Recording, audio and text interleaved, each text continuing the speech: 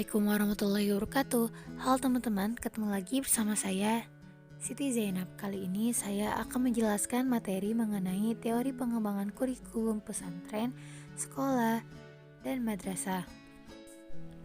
Pengembangan kurikulum pendidikan agama Islam adalah proses perencanaan dan penyusunan kurikulum oleh pengembang kurikulum serta kegiatan kurikulum yang dilakukan dapat menjadi bahan ajar dan acuan yang digunakan untuk mencapai tujuan pendidikan berdasarkan nilai-nilai Islami. Dalam suatu lembaga pendidikan, salah satu tokoh yang memiliki peranan yang begitu penting dalam pengembangan kurikulum adalah guru, di mana guru merupakan ujung tombak keberhasilan pendidikan yang terlibat langsung dalam mengembangkan, memantau, dan melaksanakan kurikulum sehingga pembelajaran dapat berjalan lancar dan dapat mencapai tujuan yang diharapkan. Yang pertama yaitu pengembangan kurikulum pesantren. Dalam beberapa penelitian terhadap pesantren, ditemukan bahwa pesantren mempunyai kewenangan tersendiri dalam menyusun dan mengembangkan kurikulumnya. Menurut peneliti Lukman Spool, dalam bukunya Abdullah Ali, secara umum kurikulum pesantren dapat dibedakan menjadi 4 bentuk, yaitu pendidikan agama, pengalaman dan pendidikan moral, sekolah dan pendidikan umum, serta keterampilan dan kursus. Berdasarkan pengembangan kurikulum, Muhammad Ridwan Nasir memberikan gambaran mengenai tingkat keanekaragaman Pranata sesuai dengan spektrum komponen serta pengembangan suatu pesantren yang diklasifikasikan menjadi 5 bagian, yaitu yang pertama ada pondok pesantren salaf atau klasik, yaitu pondok pesantren yang di dalamnya terdapat sistem pendidikan salaf seperti weton, sorogan, bandongan, dan sistem klasikal madrasah. Yang kedua yaitu pondok pesantren semi berkembang, di mana pondok pesantren yang di dalamnya terdapat sistem pendidikan salaf atau weton sorogan bandongan dan sistem klasikal madrasah swasta dengan kurikulum 90% agama dan 10% umum. Yang ketiga, pondok pesantren berkembang, yakni pondok pesantren seperti semi berkembang hanya saja sudah lebih bervariasi dalam bidang kurikulumnya, yakni 70% agama dan 30% umum. Di samping itu juga diselenggarakan madrasah SKB 3 menteri dengan penambahan diniyah. Yang keempat, pondok pesantren khalaf atau modern, di mana pondok pesantren ini berkembang, hanya saja sudah lebih lengkap lembaga pendidikan yang ada di dalamnya, antara lain diselenggarakan sistem sekolah umum dengan penambahan diniyah atau praktek membaca kitab salaf, perguruan tinggi baik umum maupun agama, bentuk koperasi dan dilengkapi dengan tahasus atau bahasa Arab dan bahasa Inggris. Dan yang kelima, pondok pesantren ideal, yaitu sebagaimana bentuk pondok pesantren modern, hanya saja lembaga pendidikan yang ada lebih lengkap, terutama bidang keterampilan yang meliputi pertanian, teknik, perikanan, perbankan, dan benar-benar memerhatikan kualitasnya dengan tidak menggeser ciri khusus kepesantrenannya yang masih relevan dengan kebutuhan masyarakat dan perkembangan zaman. Dengan adanya bentuk tersebut diharapkan alumni pondok pesantren benar-benar berpredikat khalifah fil ardi.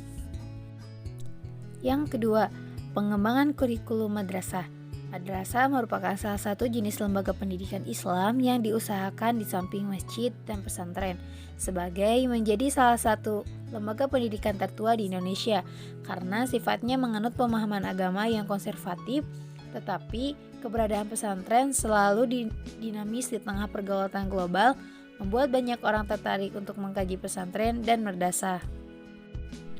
Berdasarkan pengembangan kurikulum, ada 8 prosedur dalam mengembangkan kurikulum madrasah.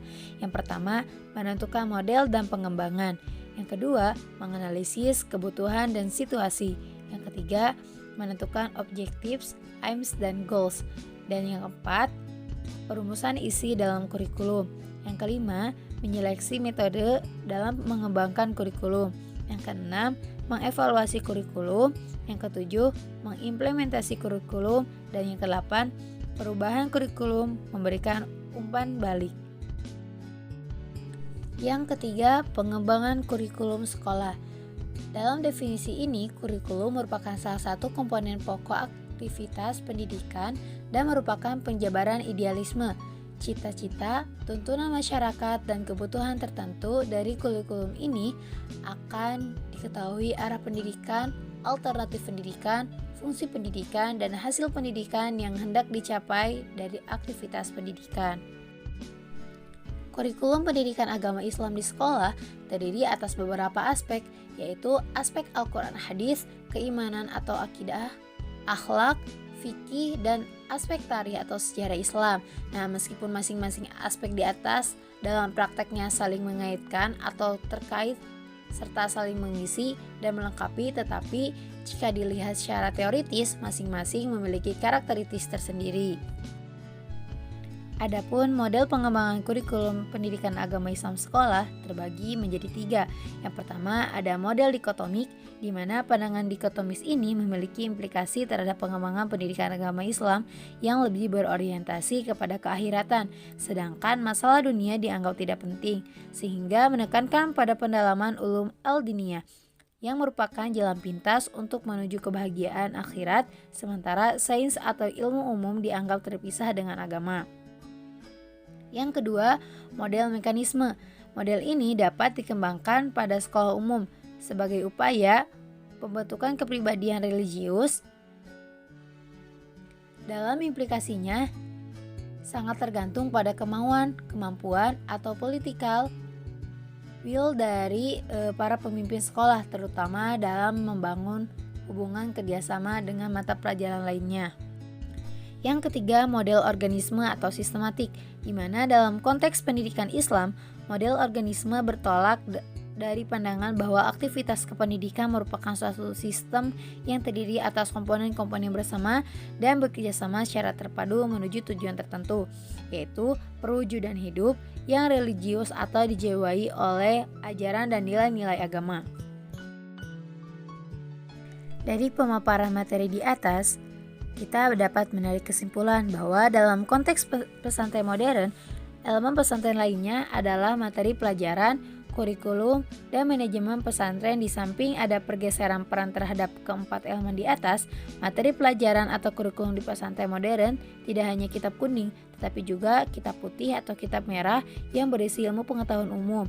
Manajemen pesantren modern menggunakan manajemen modern yang menerapkan sistem pembagian kerja secara fungsional dan profesional. Di satu sisi, aspek pendidikan agama Islam di madrasah terdiri dari Al-Quran Hadis, keimanan atau akidah, akhlak, fikih atau hukum, dan aspek tarikh atau sejarah. Prinsip-prinsip pengembangan kurikulum pendidikan agama Islam di madrasah meliputi prinsip peningkatan keimanan dan ketakwaan, budi pekerti luhur dan nilai-nilai budaya, berpusat pada potensi, perkembangan, kebutuhan dan kepentingan peserta didik, serta tuntunan lingkungan, keseimbangan antara etika logika, estetika dan kinestetika, penguatan integritas nasional, pengetahuan dan teknologi informasi, pengembangan keterampilan hidup, pilar pendidikan, kontinuitas dan kesinambungan, dan belajar sepanjang hayat. Adapun kurikulum pendidikan agama di sekolah terdiri atas beberapa aspek, yaitu aspek Al-Quran Hadis, keimanan atau akidah, akhlak, fikih atau hukum Islam, dan aspek tarikh. Nah, dalam sejarah pendidikan di Indonesia, aspek-aspek pendidikan Islam telah mengalami berbagai perubahan dan perbaikan. Hal ini disebabkan oleh kebijakan polisi yang pernah diberlakukan dari satu pemerintah ke pemerintahan lain. Demikian juga pendidikan Islam mendapat efek dari perubahan kebijakan tersebut. Nah, teman-teman, cukup sekian pemaparan materi yang dapat saya sampaikan. Semoga bermanfaat. Wassalamualaikum warahmatullahi wabarakatuh.